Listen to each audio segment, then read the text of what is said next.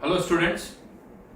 तो last class में हमने रियल गैसेस डिस्कस किया था। रियल गैसेस में हमने क्रिटिकल कांस्टेंट्स का डेरिवेशन किया था और उनका एप्लीकेशन देखा था। तो अब नेक्स्ट टॉपिक स्टार्ट करते हैं, विच इज एटॉमिक स्ट्रक्चर।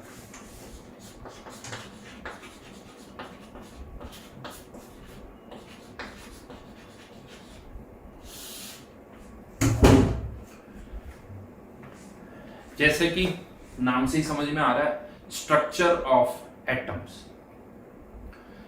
कह सकते हो।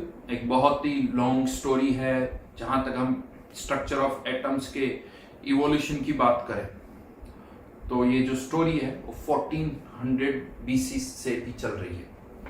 बहुत सारे फिलोसोफर्स ने इवन 400 बीसी इनफैक्ट में ही प्रेडिक्ट कर दिया था कि जो सब्सटेंस है उसको हम कुछ लेवल तक डिवाइड कर सकते हैं और एक स्मॉलेस्ट पार्टिकल जो होगा that will be atom. Greek word है वैसे एटम। एटम का मतलब होता है जो उसको डिवाइड नहीं किया जा सके।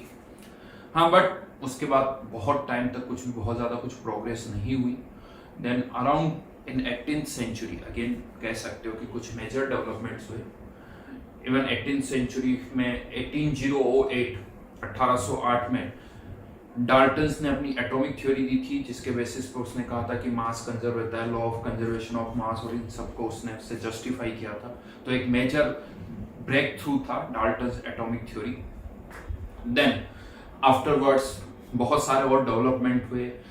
स्मॉल एटम्स की भी हमने बात की। देन एटम्स के में छोटे छोटे पार्टिकल्स होते हैं, प्रोटॉन, इलेक्ट्रॉन, न्यूट्रॉन, ये भी सब डिस्कवर हुए।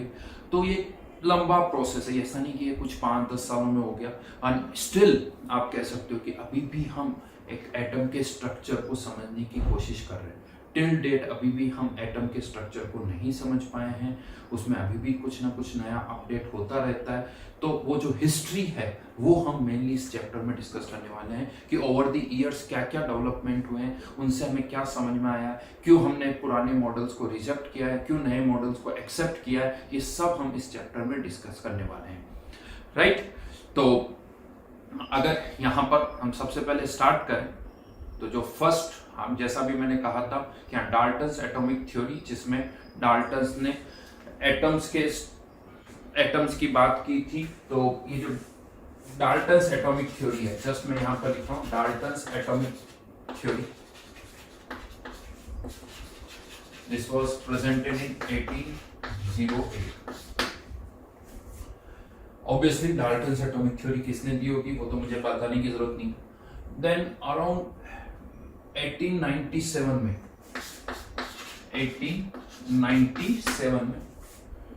इलेक्ट्रॉन डिस्कवर हुआ था। डिस्कवरी ऑफ इलेक्ट्रॉन बाय, जैसे आप सबको पता है, जे थॉमसन।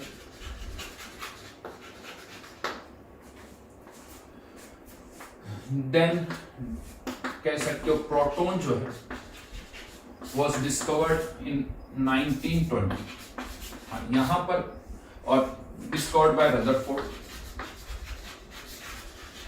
देखिए, इसमें मैं आपको बता दूं कि इवन उससे बहुत पहले ही इलेक्ट्रॉन, प्रोटॉन और न्यूट्रॉन की हम बातें करने लगे थे, लेकिन जो एक्सपेरिमेंटल प्रूफ मिला प्रोटॉन का वो 1920 में था। उससे पहले भी रदरफोर्ड ने अपने मॉडल्स में इलेक्ट्रॉन, प्रोटॉन और न्यूट्रॉन की बात की थी, बट जो एक्सपेरिमेंटल प्रूफ है वो आया 1920 में। And then what about neutron की अगर हम बात करें तो it was discovered in 1932 by James Chadwick.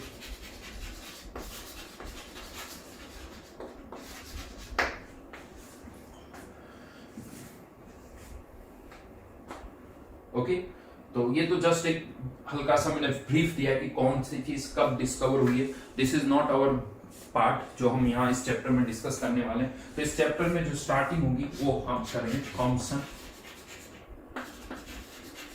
Atomic model.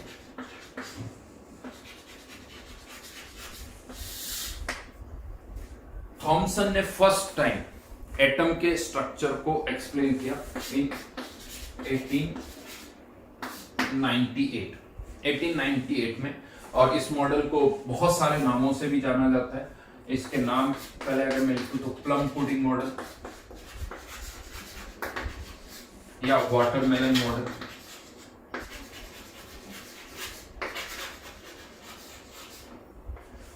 तो पहले तो समझते हैं क्या है थॉमसन एटॉमिक मॉडल। बड़ा ही सिंपल सा कॉन्सेप्ट है। थॉमसन ने क्या कहा कि एक एटम जो होता है वो स्फेरिकल होता है शेप में, और जो पॉजिटिव चार्ज होता है वो पूरे एटम में डिस्ट्रीब्यूटेड होता है। पॉजिटिव चार्ज जो वो पूरे एटम में डिस्ट्रीब्यूटेड रहता है, समथिंग लाइक दिस। और ये जो नेगेटिवली चार्ज पार्टिकल्स है जिन्हें हम कहते हैं इलेक्ट्रॉन्स, ये एम्बेडेड फॉर्म में डिस्ट्रीब्यूटेड रहते हैं, समथिंग लाइक दिस। और जितना पॉजिटिव चार्ज होता है उतना ही नेगेटिव चार्ज होता है, तो whole atom becomes neutral.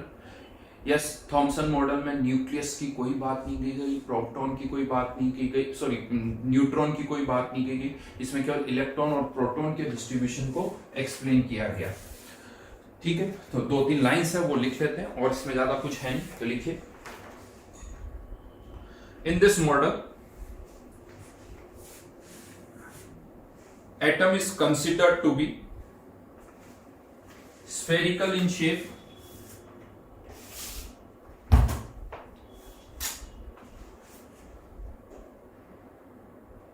in which positive charge is distributed throughout the sphere,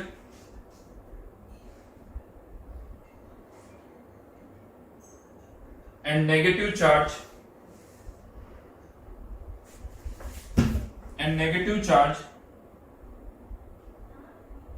is embedded to make the atom electrically neutral.